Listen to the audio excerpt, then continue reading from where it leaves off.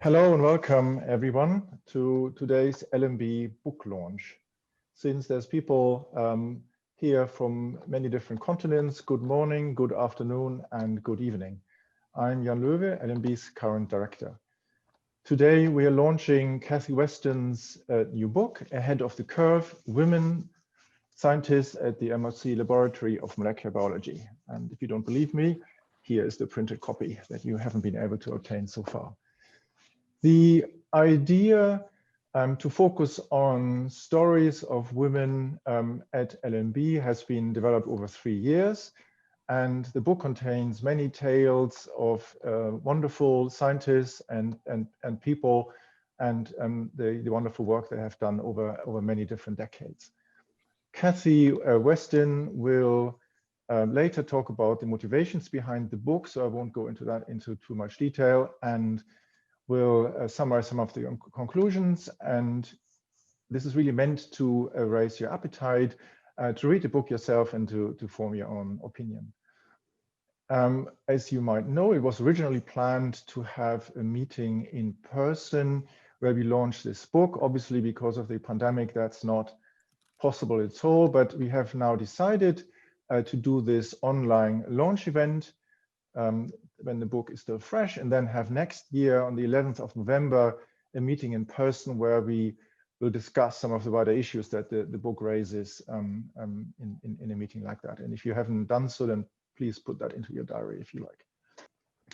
Just a few words about Kathy Weston herself. She actually was at LMB where she started her career. She worked for her PhD with Bart Barrell, who was with Fred Sanger from 1983 to 1986, then did a postdoc with Michael Neuberger, and after that a postdoc with Michael Bishop at UCSF, where I believe she was introduced to cancer research.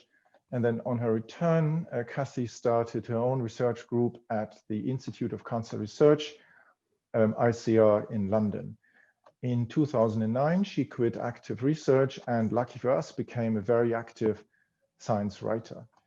Kathy has published many things before, and maybe the two most substantial books are Blue Skies and Bench Space, a history of CRUK's London Research Institute, and Engineering Nature's Medicines, David Hopwood and the Streptomyces Revolution. And I hope Kathy won't mind me saying that, but I think she writes without oversimplifications and without glorification, and I think it makes the whole depiction of the science enterprise more realistic and maybe also more compelling, because it shows the people in it as people and not as heroes, as is done so often in popular science writing. And I think it makes it easier, at least for us, to relate to every one of them. I find her style of writing utterly refreshing, and I can really recommend the book to you. Before I hand over to Kathy, I wanted to say a few personal remarks. I have really been involved with this project for 3 years now, and I've really enjoyed doing that. And as LMB's director and as a human being, I see it as a priority for myself to make science more inclusive and to make its people as diverse as the society is around us. And it's been heartening to hear so many stories of outstanding science and scientists as told by Kathy's book. And I'm really looking forward to hearing and seeing some of LMB's most distinguished and most promising alumni speaking a little bit later. And that's all I wanted to say to welcome you all. And I hand over to Kathy, who will speak about her new book. Hello, and thank you all for coming along to listen today. And thanks very much to Jan for that very kind introduction. We're very excited about this project, and I hope that by the end of the webinar, you'll understand why. I want to start with a few thank yous. First of all, to Jan and his predecessor as director, Hugh Pelham, and to Mariann Bienz, who's been a good friend for many years. Between them, they've been incredibly supportive throughout the whole project, and this book wouldn't have happened without them. And finally, I hope you will all get a hard copy of Ahead of the Curve, because it is a beautiful object, entirely thanks to Ellen DuPont and her colleagues at Toucan Books, and also to the artist Clary Rice, who let us use her wonderful work for the cover. So, how did the idea for this book arise? To tell you that, I need to give you a little bit of background. As Jan said, I was a PhD student and postdoc at the LMB in the mid-80s. And while it was sometimes a bit terrifying due to the shoals of Nobel laureates and their acolytes wandering around, I had a really good time. The other women there were frankly great, funny, outspoken, determined, and it goes without saying, very clever. And we existed in a framework where we knew women who'd come before us had gone on to amazing things. In fact, you're about to hear from some of them. So I had this image of the LMB as somewhere where I and other women existed on equal terms with the men. But I began to realize that this didn't fit at all with what you read in histories of the place, where it looks incredibly male, with all the negative connotations that come with that. I was irritated that my friends and I had apparently vanished from the record, but I didn't recognize that it was actually a bit of a problem until I had a very dispiriting conversation with a biochemistry undergraduate I was mentoring. She was really good, but when we had the "do you want to do a PhD" conversation, she said she wasn't that keen because she and her friends, it turned out, had heard so much about how hard it was to be a woman in science that they couldn't see how you could reconcile having a normal life with being a successful scientist. I was really shocked. Stupidly, it hadn't really occurred to me that because we'd all been campaigning so hard for a better deal for women in science, we'd inadvertently rammed home the wrong message. If you tell people enough times about the difficulties women in science face, but omit to tell them that actually there are some massive upsides to being a scientist, the end result is that you may discourage some really talented young women. So this all coincided with a conversation with Hugh and Mariann about the possibility of a book that would be not just about the science at the LMB, but about the people who'd done it. And we realized that here was an opportunity to set the record straight about the importance of women at the lab, and also to tell some good news stories about women in science, that it was possible to simultaneously be an awesome scientist and a normal human being. So perhaps as well as rescuing the LMB from a largely undeserved reputation as misogynistic, we could inspire the next generation of female researchers, or at least prevent them from giving up before they'd even started. So the book was born. Format-wise, it evolved as I went along. There was one very special chapter where I got to interview some of the earliest and most eminent women who trained at the LMB in the 1960s and 1970s, and then used it as a springboard for long and discovery-filled careers elsewhere. And then there were chapters where postdocs or students had come in and done some amazing work before heading off in a blaze of glory, and also others featuring big discoveries made by female group leaders or independent scientists. So you can read about how the humble nematode C. elegans made it into the big time with these 4 amazing women that I'm showing you here. You can see how the body hones its antibody response against infection and the dawn of therapeutic antibodies, which incidentally got the LMB a couple of Nobel Prizes. You can read about how Daniela Rhodes came to the LMB as a junior technician and ended up as a fellow of the Royal Society. How cells transport cargo to the right places, which resulted in the first EMBO gold medal awarded to the LMB. And how fruit flies pattern their bodies and why that matters for cancer. And finally, there are 2 chapters on the research of these 2 outstanding women that they did while they were group leaders at the LMB. Sarah Teichmann on mapping and ordering the protein universe, and Melina Schuh on deciphering meiosis in developing oocytes and how this affects reproduction when it goes wrong. I set myself some rules to begin with. I decided I wasn't ever going to ask a man their opinion of a woman, so I didn't interview any men.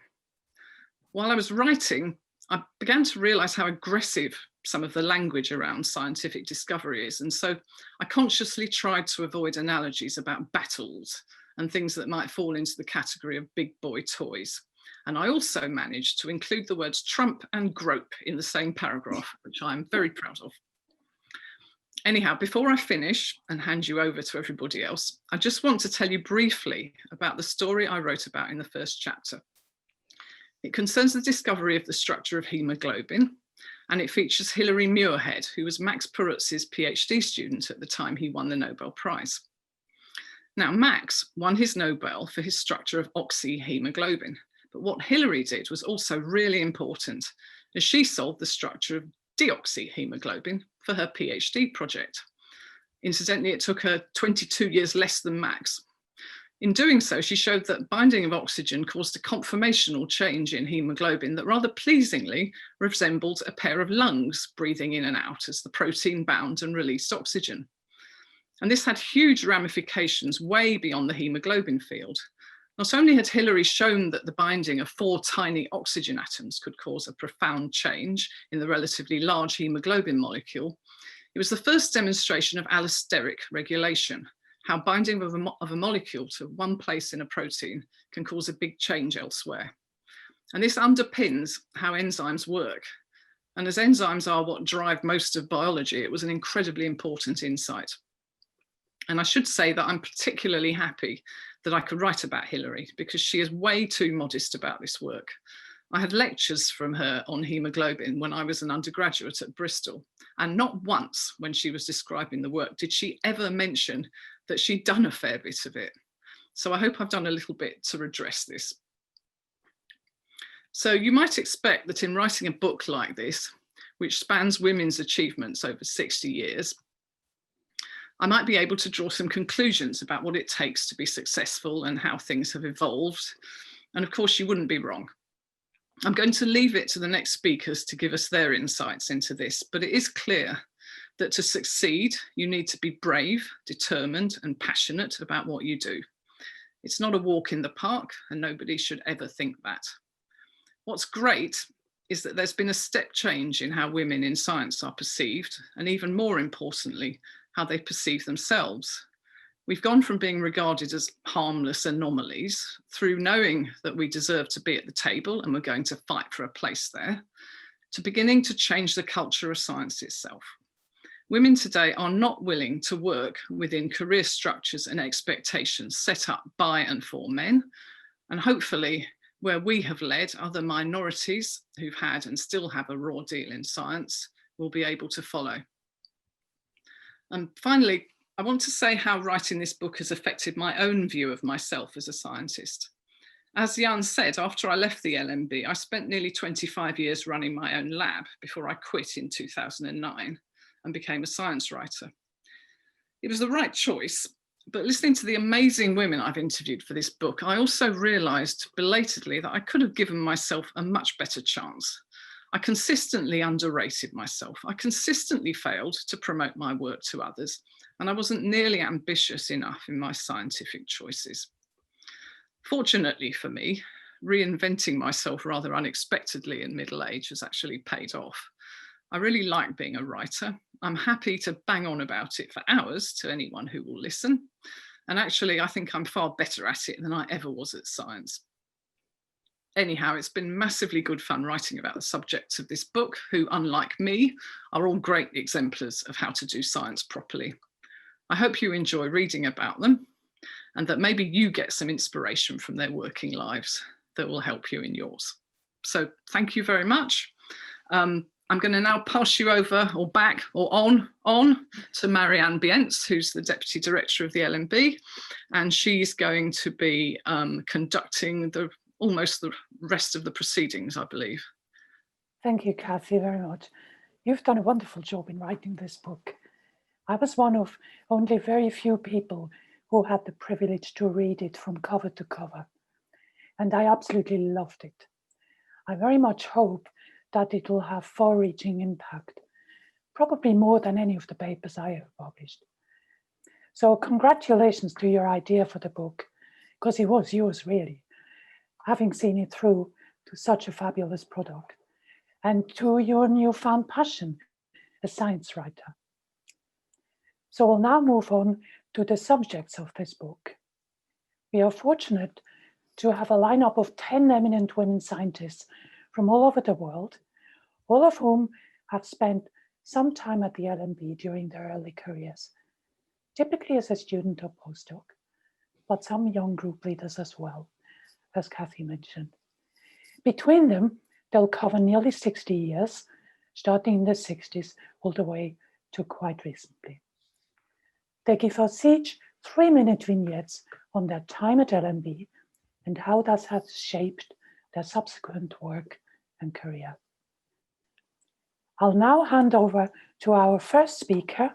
That's Suzanne Cory from Eastern Australia. And I'm afraid it's already tomorrow for you, Suzanne. Sorry about that. Thank you, Mariann. And hello, everyone. I'm from the Walter and Eliza Hall Institute in Melbourne, Australia, and I'm a cancer geneticist. First, I want to thank you, Kathy, for bringing back our LMB memories and stitching them together into such a compelling narrative. I've read some of it and I'm looking forward to reading all of it very soon. My own time as a PhD student at the LMB totally shaped me, both in science and in many other aspects of life. I arrived in Cambridge in September 1966, supported by a British scholarship for which I shall be forever grateful, because I'd found that the only Australian awards at that time were all designated men only. Can you believe that now? I still remember that first day in vivid detail, walking up the stairs, past the giant model of TMB to be interviewed by Francis Crick and Sydney Brenner. In short shrift, they assigned me a project, sequencing meta-mtRNA, and a supervisor, Brian Clark. And then they just left me to it for the next 2 years, hardly speaking to me at all during that time. Life as a budding scientist in the LMB hothouse was both exhilarating and daunting. I often felt very inadequate next to all those brilliant people around me. But I couldn't allow myself to give up, and my confidence gradually grew as the results came in. And most importantly, for the very first time, I realized that science was a vocation, not just an occupation. Like many here today, I'm often asked for career advice by young women, and I always go back to those years at the LMB for my response. And this is what I say. Always follow your scientific dreams. Train with the very best, and only tackle the big, important scientific questions. Life's too short for scientific postage stamps. If you can, acquire a new advanced technology, because this will open up many career opportunities. For me, that was Fred Sanger's RNA sequencing. Work really hard, but don't neglect other life experiences. When the time comes, choose a supportive partner. For me, that was Jerry Adams, whom I met at the LMB.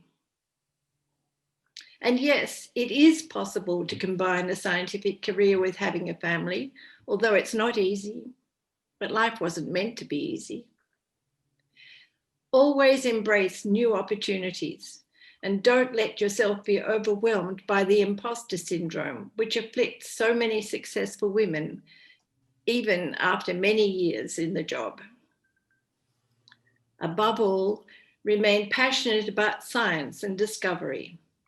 Thank you, LMB, for inspiring me to become a scientist and stay the course. And thank you all for listening to me. Thank you very much, Suzanne. On to Joan Steitz now. So first of all, I'd like to second everything that Suzanne said about advice to young scientists. Very wise, and I think she touched on everything that I also say. I'm currently a faculty member at Yale, where we do RNA biology.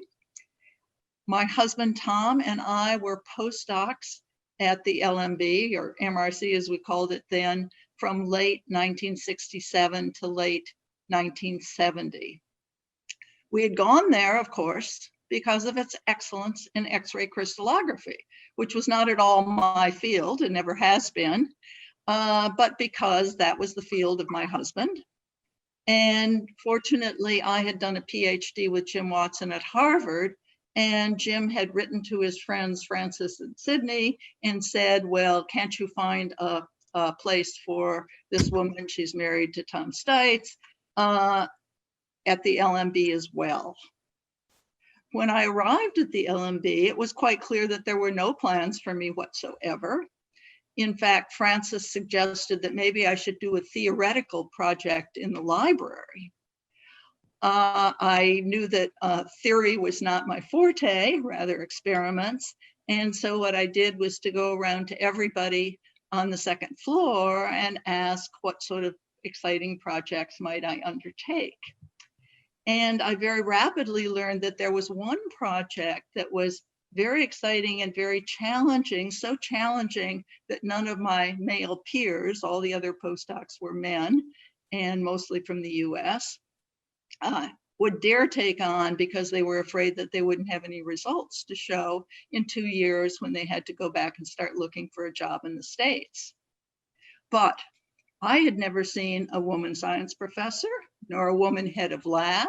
I didn't even think it was possible for a woman to, get a real faculty job in the US. So I said, gee, this is an interesting project. Why don't I do this? And what the project was to label phage messenger RNA with P32, bind ribosomes to it under conditions of protein synthesis initiation. That was known and had been done. Use ribonuclease to trim off the ends that weren't protected by the ribosome. That had also been shown possible. And then isolate those pieces, and as Suzanne mentioned, use the new techniques being developed by Fred Sanger to get the sequences of the RNA of where on a messenger RNA protein synthesis initiates. Also, Mark Brecher offered me 3 feet of bench space and much, much good advice. Nonetheless, the first year was rather rough shit sledding. And I remember having one of my rare personal interactions with Sydney about that time. And Sydney said, experiments are like a bad marriage. You have to give them one more chance before you give up. So I did the one more chance. I changed my strategy, and all of a sudden I started getting results and was one of the first people to actually visualize where ribosomes start on a messenger RNA. That was the experiment that got me my job at Yale, where ever since we've been doing things in RNA biology, which I would be happy to talk about later. And the whole experience clearly inspired the rest of my life. So I'm very thankful to the LMB. Thank you very much, Joan. We will move on to Pippa Marrack now. Yeah, I was a graduate student at the LMB. I came with my thesis advisor, Alan Munro, to the LMB in 1968, very long time ago, because I believe that Perutz and other people leading the place decided that they needed more expertise in immunology, and Alan and I were beginning to be interested in that subject for various reasons. And then we were there to back up Cesar Milstein, who was interested in antibody structure at the same time. I remember when we arrived, and we were also on the second floor like Joan, and given half a very small lab. On the other half of the lab were 2 American postdocs, David Hirsch and Malcolm Gefter. Malcolm Gefter in particular was extremely pissed off to have a woman in the lab. He thought that was a bad idea, and he spent most of the time making rude remarks in very bad language that I can't repeat here to try and scare me off. So I don't remember actually being very upset by this at all, but I do think it gave me one of the messages that I received from this institution, which was not to be afraid of anything, especially not some angry American, and to pursue whatever it is I thought was the best thing to do in my subject, so the advice given earlier to you to choose the subject that you think is most important and deal with it is certainly something that I and my current husband, John Kapler, have tried to follow up all these years. The other thing I remember about the LMB, and that I've tried to help establish in other places that I've worked was the cafeteria. So the thing about the cafeteria, it was on the top floor, and because the nearest pub was at least a mile away as far as I know, and it was usually raining, just about everybody was in the cafeteria at coffee time, of course, and then lunch and then tea time. So unlike people in the country I live in now, America, they actually got together at least 3 times a day. And you could sit at a table of 8 people or whatever next to the guy who was sweeping the floor, or you could sit at pretty much the same table next to Francis Crick. And I thought this, the fact that there were fairly large tables, so you were pretty sure not to be sitting with just your favorite friends, but a whole bunch of other people as well, was a tremendously important enterprise, because one could hear all the other things that were going on all the other floors and talk to people who had some opinions about science and about what they were up to from all different points of view. So I think that appreciation for how important it is to get together over something relatively relaxing, like eating whatever it was the cafeteria cooked for lunch that day, which I simply can't remember a single meal, actually, which is probably fortunate, gave a relaxed environment in which we could actually talk to other people, even very important people, or people who were also important but just swept the floor, and introduce ourselves to different parts of life. So I'm very grateful to the LMB for showing me not to be afraid, and for teaching me to ignore people who were just being annoying, and for showing me how to interact with a lot of different people from many different backgrounds. Well, thank you very much, Pippa. Great. Now we move on to Susan Taylor at the US West Coast. Susan. I think I'm the only protein chemist on this list, and my path to the LMB was pretty unconventional. I followed my husband. He had a fellowship to study molecular pharmacology with Arnold Burgeon, a unit that was just being built behind the LMB lab at that time. And I wrote to Brian Hartley and I wrote to Sidney Brenner very naively. I had done my undergraduate work, a chemistry major at Wisconsin. I was at Hopkins doing my PhD on lipopolysaccharides. I knew nothing about proteins or nucleic acids, but Brian, for some reason, accepted me. And so I came in the late 1968 to the 3rd floor of the LMB, which Cesar Milstein's lab and Jan Harris, they were right next to Brian's lab. Fred was down at the end of the hall. Joan and Suzanne were there. And they were transitioning during that time from RNA to DNA. And then Aaron was down at the other end of the hall. And so it was a wonderful time for me to learn protein chemistry. I just fell in love with proteins, and I learned about proteins side by side with the structural biologists. And David Blow was a major mentor for me. He had just solved the chymotrypsin structure with Tom Steitz. Brian had sequenced it. So, you know, what every residue does, I knew you needed to have a structure as well as a sequence. And Max on the 1st floor was a wonderful mentor to me as well. So I never looked back. Proteins became a part of my life. And the other place where I really learned was in the canteen up on the top floor. And, you know, the British go for coffee, come in at 10, go for coffee at 11, lunch at 1, tea at 4. And this was kind of novel to spend so much time outside the lab, but in the canteen, it was small. You sat where there was a seat, and that's where I learned to think across scales and to really see how creative ideas were nucleated. And then also non-science, there were non-science things that were also important. We had a house, an old house called Witherton. It's next to the Keys playing field. And we came to love Cambridgeshire and the villages. We went to Grantchester for teas. In Little Chesterford, Mr. Mortimer had an antique shop that was like a museum, and Joan and Tom and Jim Spudich and Anna Spudich and Palmer and I, we all returned home with a big crate that had coffers, old coffers and a clock. And these are part of my home. They remind me every day that Cambridge and England was such an important part of my life.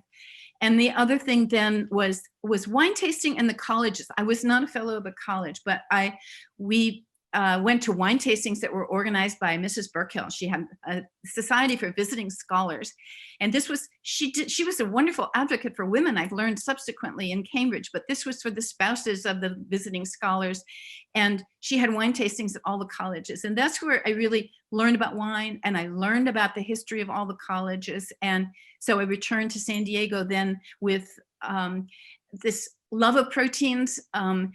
In the canteen, I met Michael Rossman, and I began my career by sequencing lactate dehydrogenase with Michael. And then next year, I discovered a protein kinase, and that was my whole life. And it was just transformed by those 2 years in Cambridge.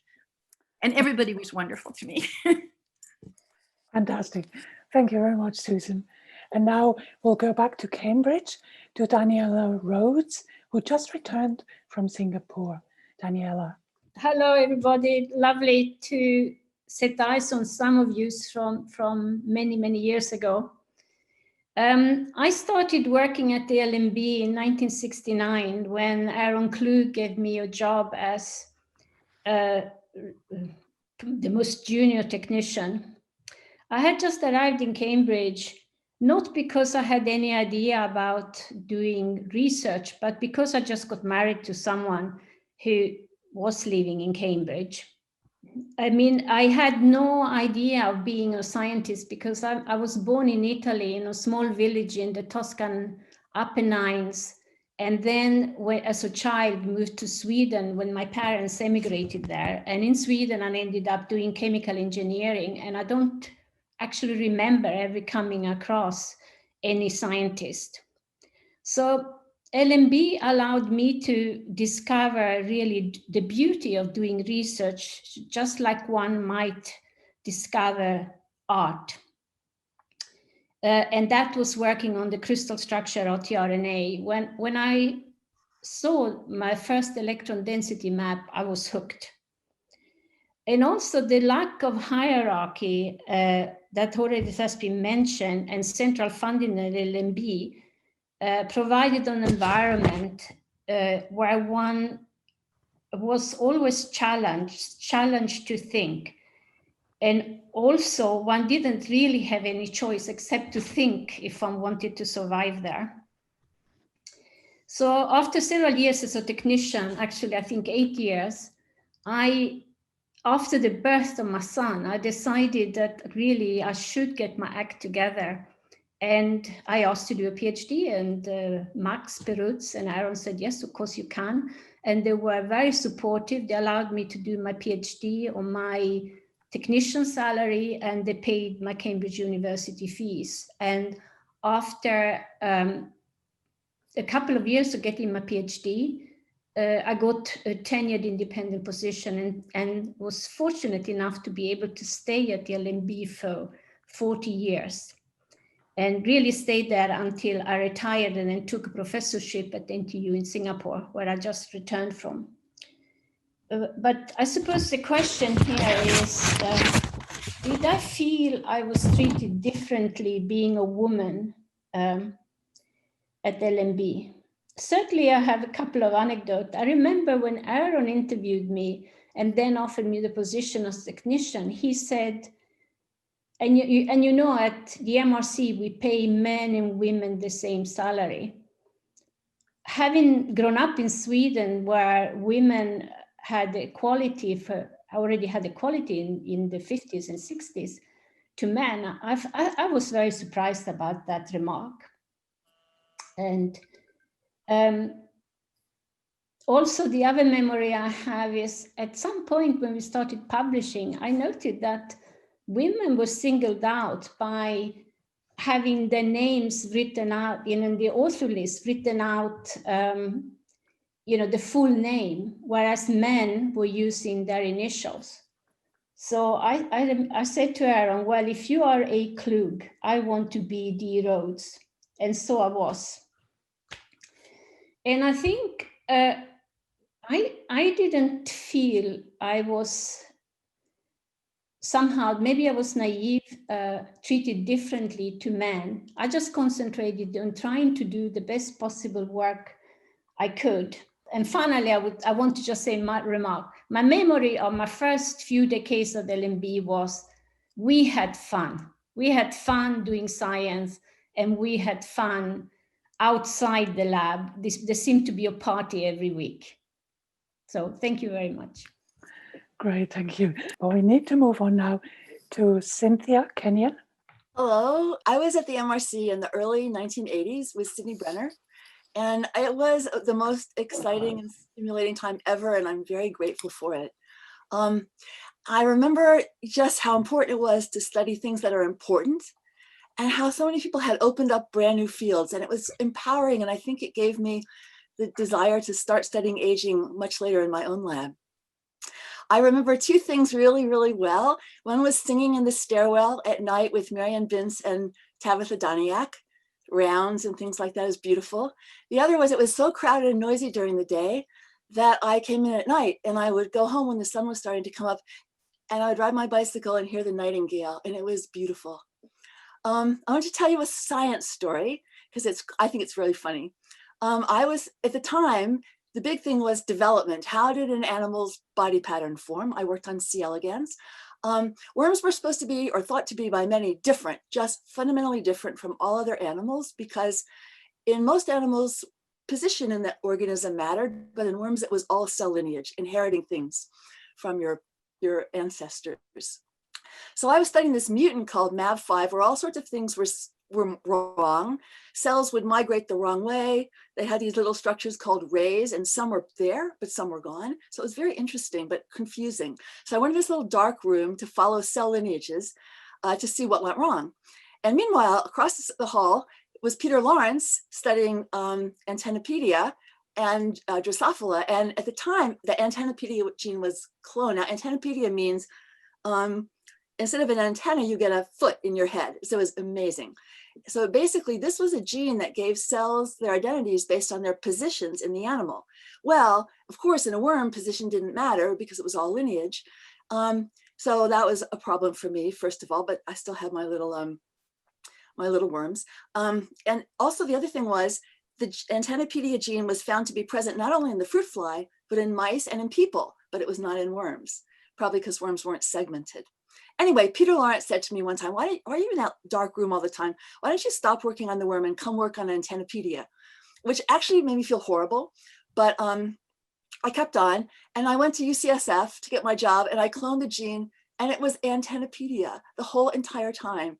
So all the cells were in the same region in my mutant, but they weren't related by lineage, just position, and it was Antennapedia. However, the thing that was cool about it, and makes a little twist, the worm has the last word, is that all the cells in the posterior that turned on Antennapedia turned it on before they got there, when they were all over, scattered all around the animal. So they probably did it by lineage in the end anyway. So that was fun, and I just wanted to tell you that story because I think it's so funny. And thank you again. Indeed, thank you, Cynthia. And let's now move on to Maria Leptin, back to Europe. Right. Hi all. It is, like Cynthia says, awesome to be here with you all, and if only it was in person. So I look forward to next year when we hopefully will meet in person. And it's also been great to hear what everyone else has been saying, which I can only agree with. It's also interesting to hear in what different ways people came to LMB. So for myself, when I came, I was really very unsure about my life and my future. I was there from 1984 to 89 with the absolutely adorable, crazy, wonderful, quirky Mike Wilcox, who sadly died a few years ago. So like I said, I was unsure because until a few months prior, I'd still been toying with the idea of going back to dancing and giving up science altogether after a fairly harrowing last 2 years of my thesis. However, I did like science in spite of this rather difficult period. And then the other thing is that everybody said postdoc is just the very best thing in your whole life. You must do it. So I decided to give it a try. And I applied to many places. LMB was at that point no longer at the top of my list because Peter Lawrence, to whom I'd applied, didn't have space for me. So I interviewed with Mike Wilcox instead because Peter had said, see if you like his work, with no intention of coming to Cambridge at all. I just wanted to see the lab. But hey, I loved it and I went there. And I've never looked back. The LMB, and in particular the second floor, really did make postdoc life superb. It was exactly the experience that everybody had said. So it pulled me right back into science and thereby had a huge effect on my life. It was a social life, I may get back to that, but it was really the intensity of scientific discussion at all times of day and night, as Cynthia has just said. It was not just in my own lab, in Mike's lab with people like Rob White and Nick Brown and others, but also the worm group at the end of the hall, where one did in fact hang out and talk about Antennapedia and about just about everything. In fact, together with Cynthia, we had a little journal club that was Legend. It was only Cynthia's and my own private Legend, but Legend it was. So we'd go to places like the University Arms in town or to the Orchard and read papers. Among them, Ed Lewis's homeotic papers, which we did figure for figure and word by word. I bet nobody else in the world has ever done that, but it was great. The other thing, as Cynthia mentioned, that was talked a lot about at the time was segmentation and quality of segments, anteriorness and posteriorness of segments and compartments, or A-ness and P-ness of compartments. So when Cynthia and I were sitting in the Orchard, I think the other guests sipping their tea and having their scones were seriously taken aback by two young women loudly talking about P-ness and A-ness. But that was just one of the things. Trips to the opera, parties, like Daniela said, not just every week, but far more often, as far as I can remember, were the order of the day. And it was fun, fun, fun. In terms of intellectual stimulation and lasting friendships, and I see it's not just us on the screen here, I see in the 150 people participating out there, all so many old friends and colleagues. It's a pity not to be there with you in person. LMB has changed my life. It's pulled me back into science. It's given me inspiration. It's given me courage, and it was a lot of fun. Thank you, Mariann. And we will now move on back to the West Coast in the US to Sandy Feng, who is our only clinician, I believe. Sandy.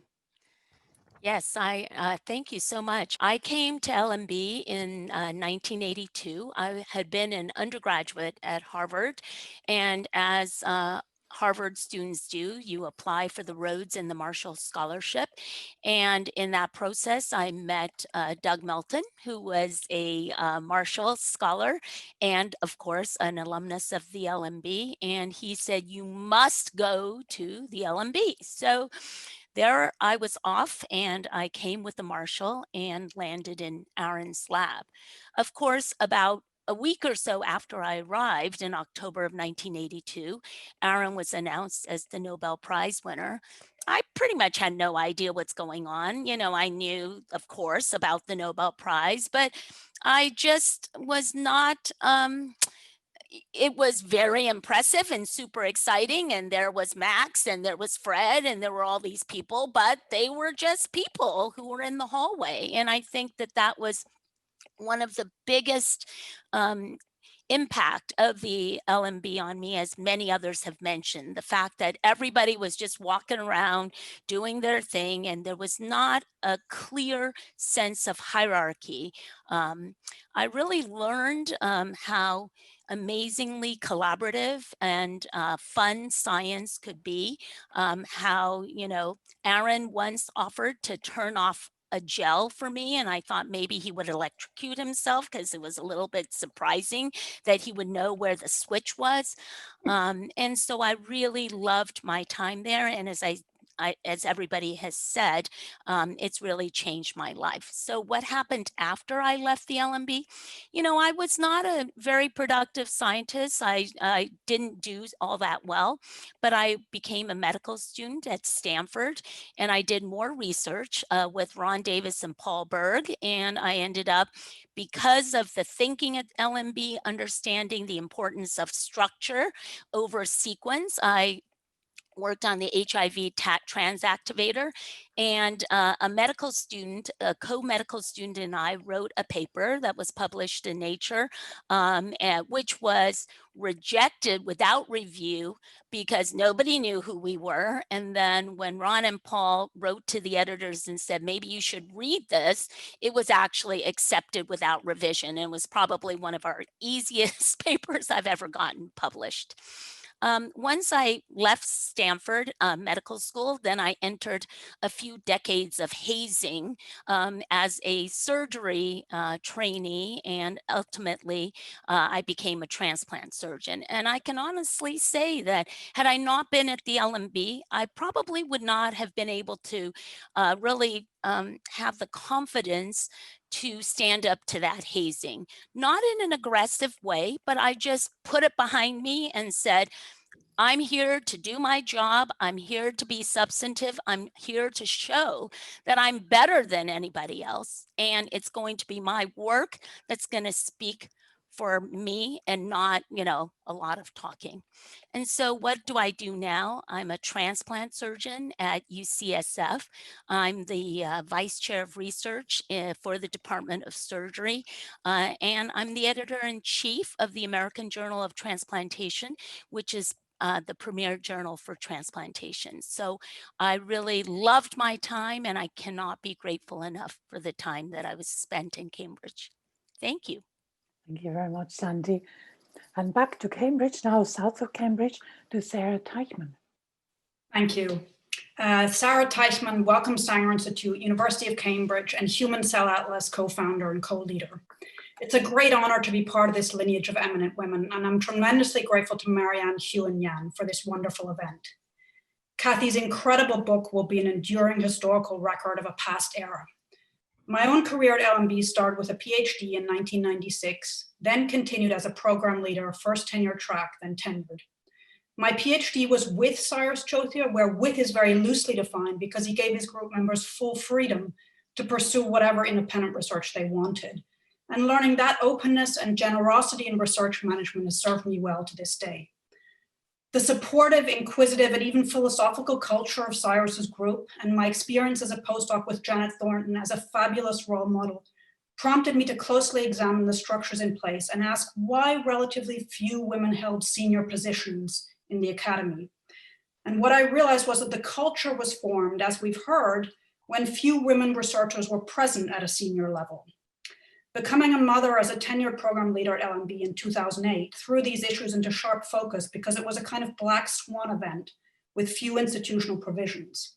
As a tenured faculty, I was on the right side of the fence, but I realized that many women are at more junior career stages and find themselves under pressure to give presentations or interview for jobs shortly after giving birth. And that realization shocked me. And it's simply due to a lack of awareness in our society as a whole. I experienced my own lack of awareness in other contexts. For instance, when I found out much too late that there was a bully in my research group. And after that, I developed the lab motto, be bold, be brilliant, be kind, as a basis for my group's style of working. Back to 2008, my journey into motherhood and the following years. With my eyes now open to the challenges of parenthood, I recognize the urgent need for updating policies in UK biomedical research and academia as a whole. And in 2011, with Anna Pombo, who was then at a different MRC institute in London, we wrote to MRC head office proposing 7 policy changes for parental leave for men and women, some of which have been implemented since then and some of which haven't. These policies include extension of contracts or tenure clock for people after parental leave, which I'm proud that we have at the Wellcome Sanger Institute. This is one of the many ways in which research policy and culture need to change, and we all know there's much work yet to be done going forwards.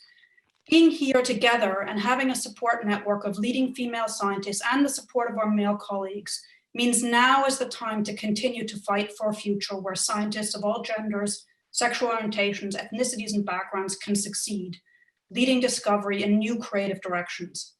As I say in Kathy's book, which we're here to celebrate, my message to everybody is that it's short-sighted not to do something to fix this problem. We're progressing, but the thing that's really important is to continue to affect structural change. Thank you.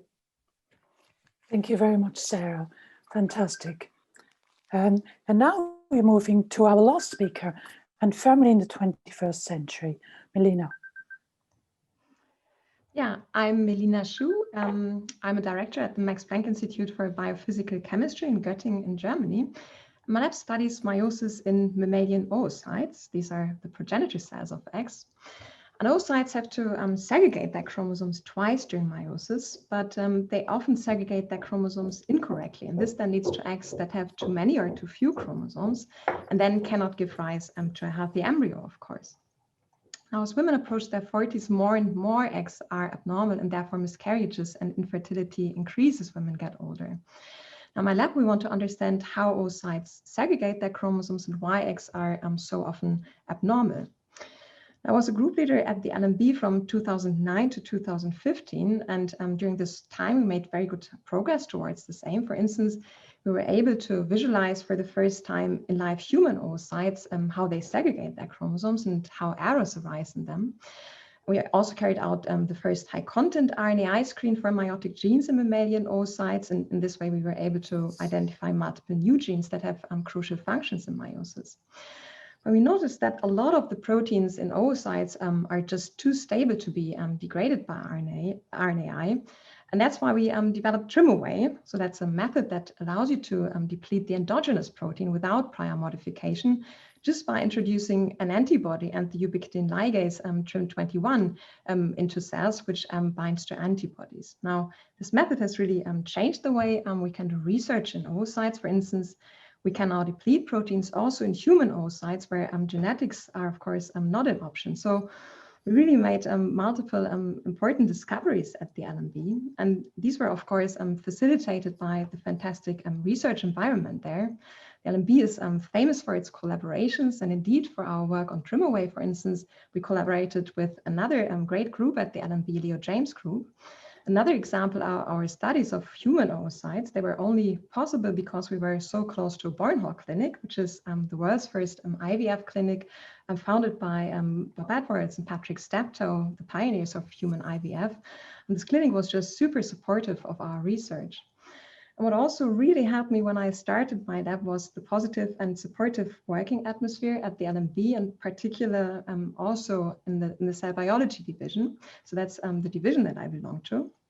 Matthew Freeman and Sean Monroe were the heads of the division. They were incredibly supportive. They always had an open door, and they really never put any pressure on me, but rather reassured me that things were going well and that I should not worry. And this was really precisely the support and trust that I needed when I started my lab. And just like Mariann also, they even encouraged me not to rush back to the lab after my first son was born, but to rather take some time off and to enjoy this precious time with a baby. And also this was really reassuring. So in summary, I really had a wonderful time at the LMB. And yeah, if you're currently searching for a place as a group leader, do apply to the LMB. It's a really great place to set up your own lab. Thank you. Thank you very much, Melina. And in fact, thanks to all the speakers. What a rich and diverse set of experiences.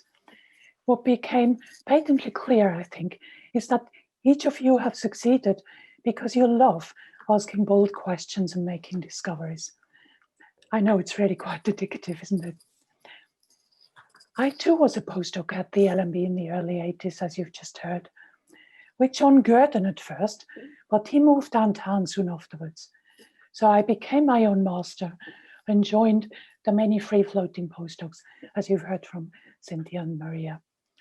It was the heydays of molecular biology, and new techniques like gene cloning and sequencing became available. And there was a huge amount of excitement around, as it was easy to make discovery. Everything was there for the picking. And most of us had a great time, as you heard. I was completely gender blind too, especially since there were quite a few women and postdoc students and postdocs around to hang out with. But my time of bliss came to an end after 5 years, and I decided to take up a faculty position at the University of Zurich near my family. Got my lab off the ground quite quickly, was quite lucky, together with a small group of superb students. But despite this, I found myself suffering from bad reverse cultural shock. Back at the LMB, we shared everything, from yellow tips to grand ideas. And our lunch times were packed with scientific discussions, as you heard in the canteen.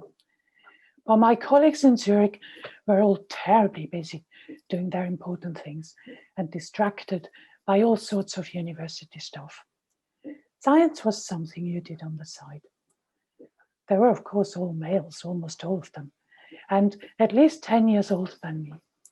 Indeed, I discovered that my main problem really was that I lacked both that respectable age and that respectable chromosome to be taken as an equal.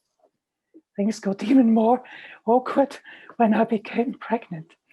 Spent almost 9 months looking for childcare for my baby Maya. So I was gladly handing back my keys when I was offered a job back at the LMB. Didn't mind too much leaving behind a rather cushy job and huge salary. But getting back to the LMB was a bit like a fast fish back into water. Had a tiny group, but core funded. No admin, no grants, no committee, no teaching. Could just get on with my work.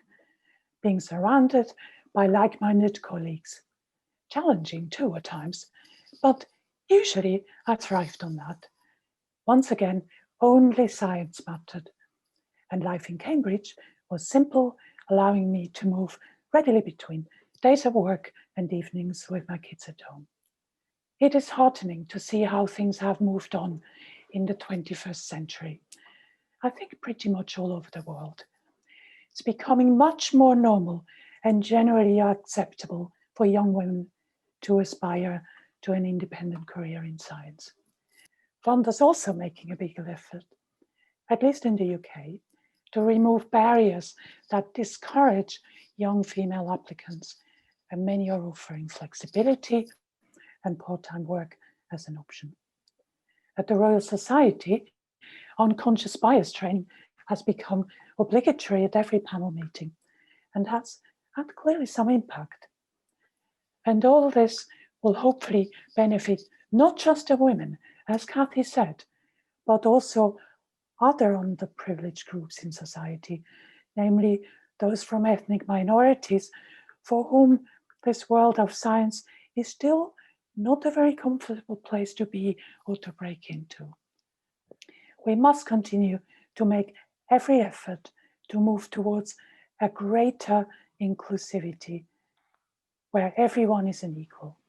Science is a highly creative enterprise, and there is nothing more important for creativity than the diversity of the players. Now I'd like to move on to the Q&A session. Let me start with Jin Reng from LMB. Hi everyone. Hi Kathy, thanks very much for the wonderful talk, and I really look forward to read your book. So my question is, during your talk, you said that when you left the PI position, you felt you didn't do yourself justice when promoting your work and promoting yourself. So my question is, from the hindsight, what would you do differently? Yeah, thank you very much. Okay, thanks for that. It's very hard to say, isn't it, what you could or couldn't have done in the past. I think my problem was that I was measuring myself against the wrong people. Perhaps you shouldn't measure yourself against people at all as a scientist. You should measure yourself against the science. And I never really believed in myself in the way that I should have done, that I could do important things. And I'm not sure that I could have changed that. But what I would say to anybody is that what I didn't have was a good mentor. And if I'd had a mentor, then perhaps they might have pointed out to me that I was being a bit silly and given me some pointers about how I could improve my visibility and think about wider things. So I guess if I'd been able to find a mentor, not necessarily another woman, just someone sympathetic, might have made a big difference to me. So yes. Thank you, Kathy. Next question is by Stephanie Reichelt, who used to be at LMB. I just wondered if some of you who were really an anomaly in the LMB as women, do you feel like you succeeded despite, or maybe you succeeded because you were an anomaly at the time? I will take that question because I think I was the one who used the word anomaly, but I refer to my time in Zurich because there really weren't any women. There were 8 women. It was 2.5%, and most of them unmarried, most of them almost near retirement. None of them had family. So I really was a weird creature, like someone from the moon. At the LMB, it was different. Certainly in my time, there were maybe not that many women around, but there always were. And actually, it just didn't really matter because we are very flat at the LMB, and postdocs are your equal, students are your equal.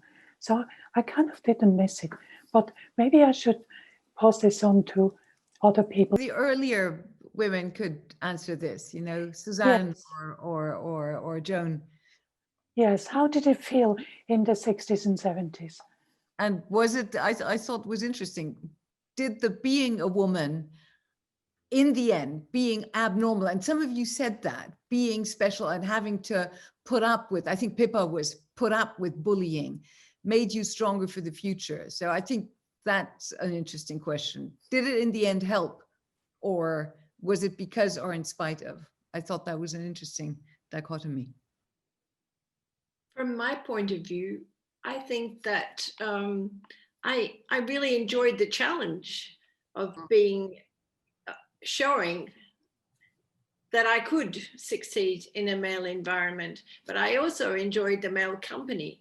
So I didn't ever feel threatened, or I just felt, as many of you said, that it was entirely up to you to fulfill your own destiny and to have and to enjoy it along the way. Enjoy the challenge. So I can follow up on what Suzanne said once again. I agree. In some ways, I think being a woman at that time, when women in science were so rare, was a positive thing, because you could go to a meeting and give a talk, and if you're the only person that had given, the only woman who had given a talk all day, you were sure to be remembered. And to a certain extent, then it was a positive. And I must confess, I never felt really discriminated against at the LMB. I probably imagined it a little bit, but I think, as so many people have pointed out, what was paramount was the science and the ideas and the communication between people in promoting science. And this is something that I've always treasured and that is so important to success, in my opinion. Could I just add something into that, which was something that Liz Blackburn said to me, as well as a number of other people while I was interviewing you all, that actually coming to the LMB was the first place that you didn't feel like an anomaly, that it was okay to be a smart woman who was clearly fanatical about science and wasn't interested necessarily in becoming a housewife. And so I think in a way it's a place where you didn't have to cover up what you were, which is a very nice positive. I could say a few words. It was such a wonderful place for ideas. It was where I first learned about proteins, and I think I never felt discriminated against. The canteen was such a special place. You know, you went for coffee at 11 and lunch at 1 and tea at 4. You spent so much time in that canteen, and it didn't matter where the empty seat was, if it was next to Fred Sanger or it was next to anybody. And that's where I really learned to listen and to hear, move across these boundaries and think about science, not just as protein chemistry and structures, but so much more. It was just one of the most magical places I've ever been in. And I never felt intimidated to sit down next to anyone and talk to anyone. The conversations were just extraordinary.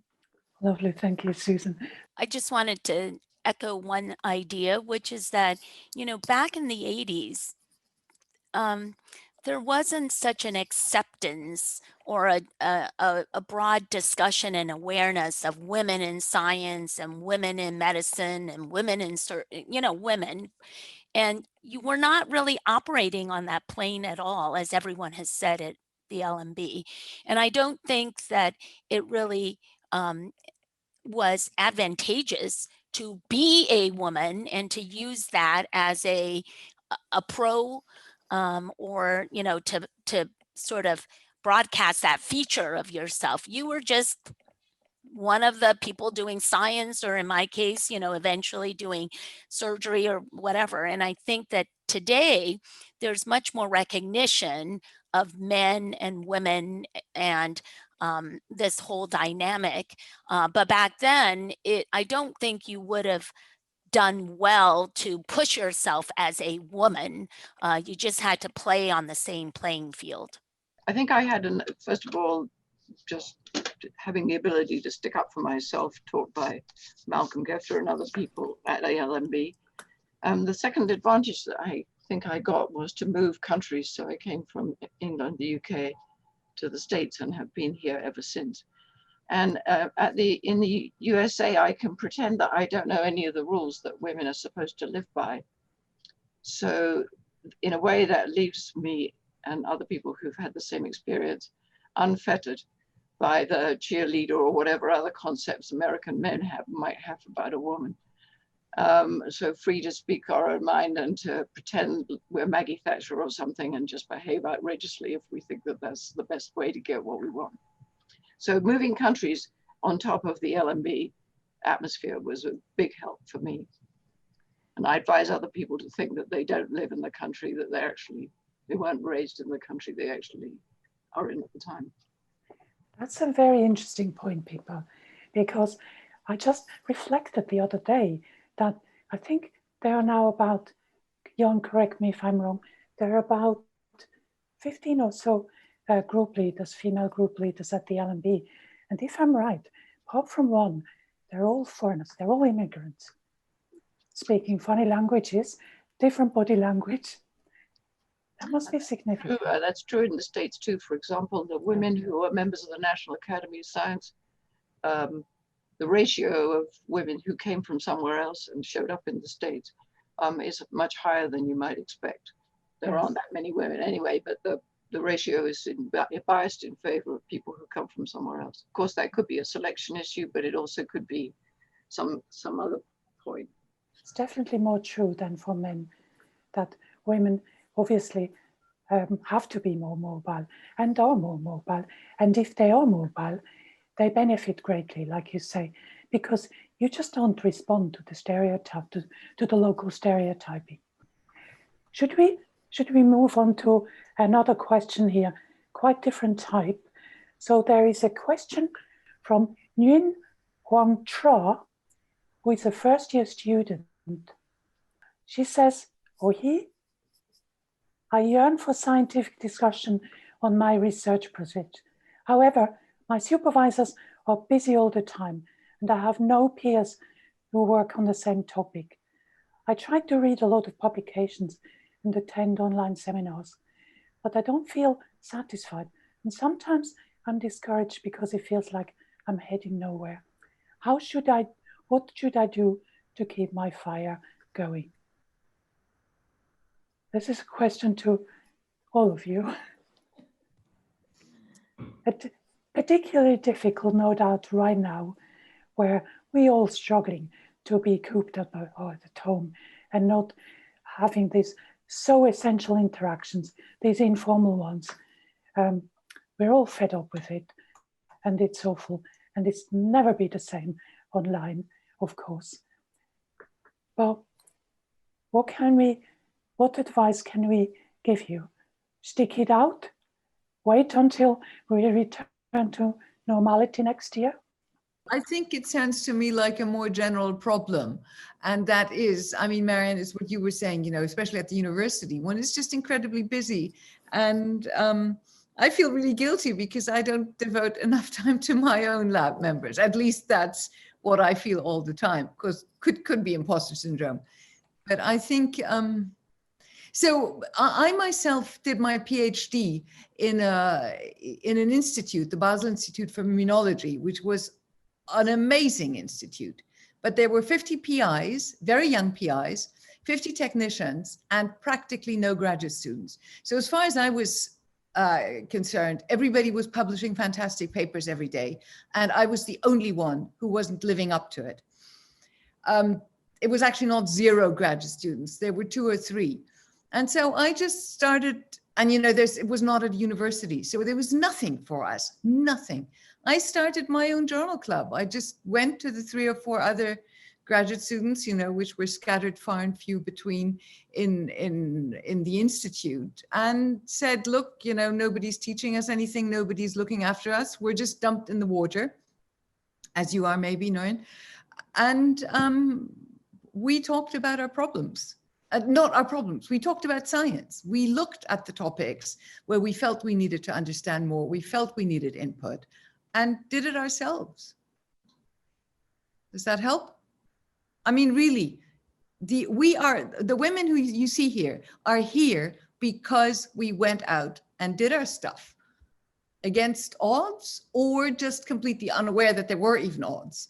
And, grasp the nettle, get a bunch of others. Maybe others in your institution feel the same way in other labs. Someone mentioned it in their talk. I think one of the great things about being at the LMB is actually the style of which people are not really supervised. I mean, my first lesson when I went to the LMB and knew virtually nothing was I really had to understand everything for myself. Of course, there were people around, to ask even simple things like, how do I use the centrifuge? But I think the style at the LMB and why so many great people have come out of the LMB is, men and women, is that the supervision, students are not spoon-fed. You get involved and you get given lots of responsibility and freedom. So I would say in that answer is one really important thing if you're going to make it in science is to become self-reliant and ask for help if you need to, not just be pushed away. I mean, you don't need to talk to your supervisor. You can just walk down to the corridor and talk to someone else when you really need help. And LMB works like that. You might not see your supervisor, official supervisor, for weeks. But if you have a problem, you can go and ask someone else from simple technical problems. So I think it's the expectation. Lots of young people now think that your supervisor should feed you and look after you. Of course, it's true to some extent, but I think the other style of LMB style, and we know some extreme cases where graduate student can given a bench and basically say, get on with it, right? Thanks, Daniela. Could I just add one more thing to that? So sure. When I was a PhD student at the LMB, I was a mouse. I sat in the corner, I hid away from everybody. I didn't dare have conversations with people. And as a result, most of the big discoveries that happened while I was there completely passed me by. And actually, it was really embarrassing writing this book when I realized what had been going on and what I'd missed. It was just painful. So my advice to someone who's on a project that isn't really firing them up, which I have to admit mine wasn't when I was a student, is to be a bit broader.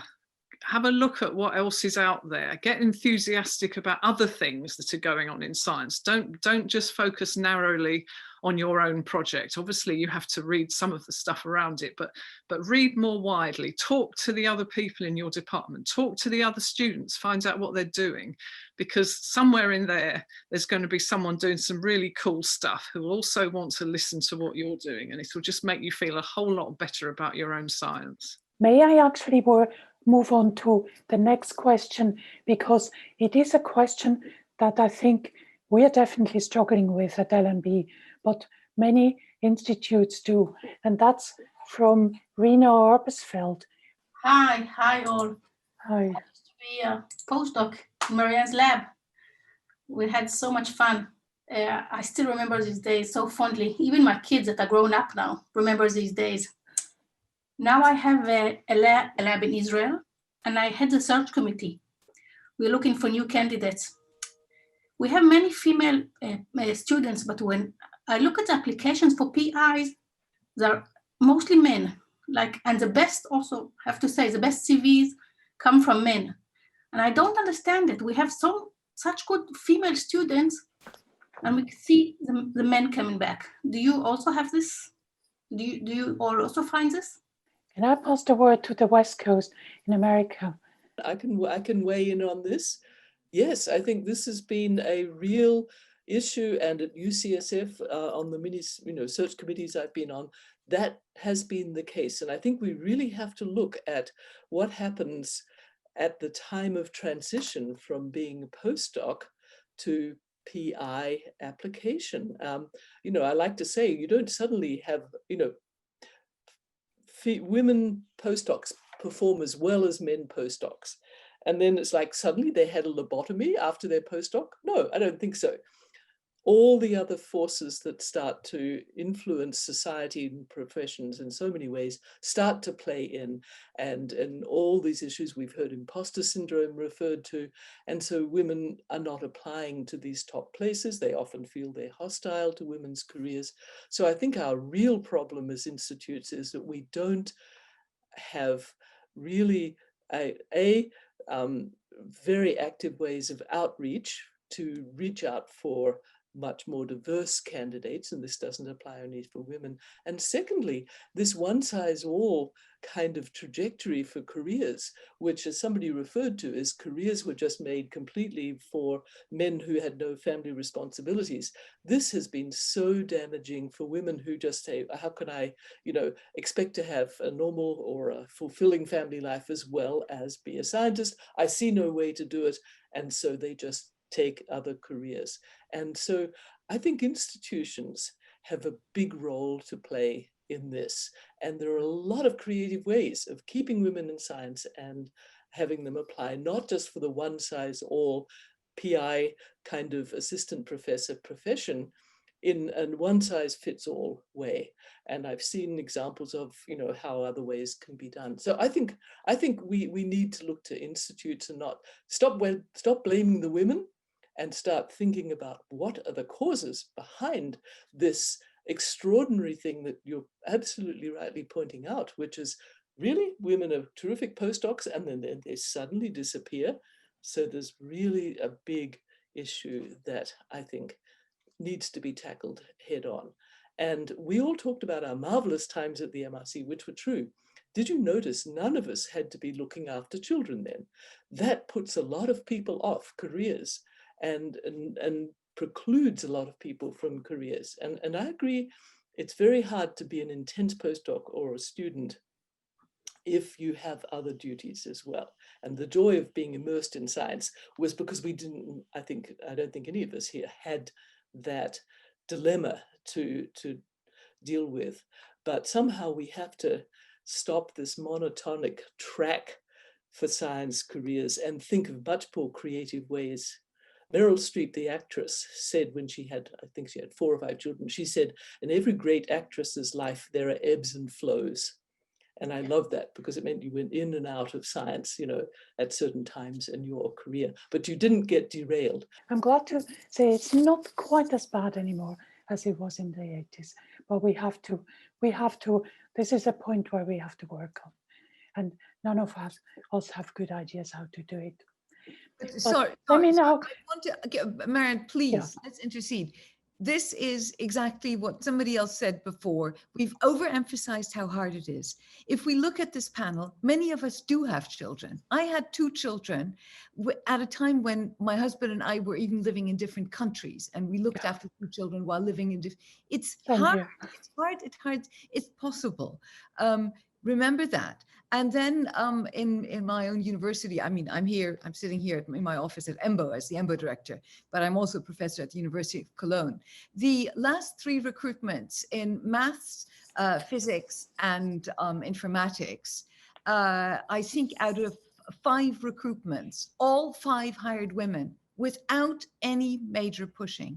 It's changing. We should not harp on the difficulties. It's possible. And as I think Sarah pointed out, it's no longer so much the women. I think the other equality issues with, race mostly is much worse at the moment. Please, let's not forget that. Absolutely. No, definitely. That's what both Kathy and I also wanted to emphasize. That's where we need to go.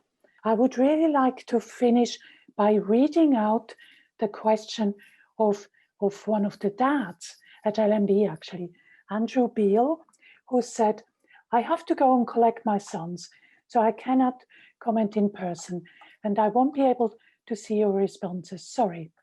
Thank you for your discussion and for your work in fighting for equality.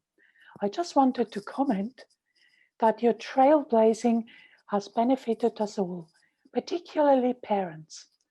I'm a man, so in the privileged group, but I'm a parent too. And gladly, I'm able to take shared parental leave to look after my son for 5 months. There is some work to do for parents. Automatic contract extension are not in place here yet, particularly a concern for postdocs like me. But the fact that I can take this leave and it be relatively normal and be with my son is a good thing. I believe I'm one of the first to take shared parental leave male in my division at LMB. I think that's quite a positive comment, and I also wanted to bring this up right at the end to say, emphasize again, it's no longer and not just about women in science. It's about all of us. It's about being equal. And many young men, many of them here at LMB and others I know, are more than happy to take responsibility and are able to now, because it's fine for women to take time off. So it's also fine for men to be parents. So I think we really have moved on. And this is what we need to keep going. But I would like to finish now because we're a little over time. We could go on for hours, no doubt.